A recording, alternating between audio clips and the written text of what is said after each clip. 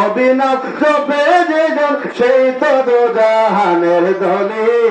নবী মোর পরশে মনি, নবী মোর সোনার খনি, নবী নাম জপে যেজন সেই তো দোজাহানের ধনী। হাজরিন, সাহাবায়ে কেরাম নবীর পরশে যাইয়া, কদমে যাইয়া, দামানে যাইয়া জীবন যৌবন কুরবান কইরা ওনারা দামি হয়ে আছে, স্মরণীয় হয়ে আছে। কি বলেন ঠিক কিনা? প্রত্যেক সাহাবীরা আমার নূরের নবীর প্রেম ভালোবাসা মহব্বতকে সর্বোচ্চ প্রাধান্য দিতেন। এই জন্য সাহাবীও কান্নজুম।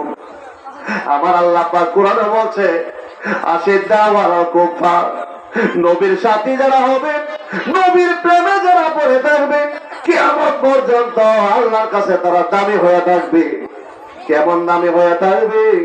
আল্লাহ পাক তাদের সম্মান বাড়াইয়া দিবে। সুবহানাল্লাহ বলেন। তাদের মর্যাদা বাড়াইয়া দিবে, তাদের সম্মান আল্লাহ পাক এমন বুলন্দ করেছেন। কোরআন খোলেন না, সিদ্ধাওয়ালাল কুফার, হাজার হাজার কাফেরের সামনে আমার নবীর আপনা একটা গোলাম, শক্তিশালী একটা তলোয়ার। সুবহানাল্লাহ বলে। নবীর প্রেমিকেরা দিশেহারা মরণের ভয় করে না, প্রেম তো করে না, প্রেমের তো নাই বসত বাড়ি, সদা আমি প্রেমী কারিয়া, প্রেমের তো নাই বসত বাড়ি,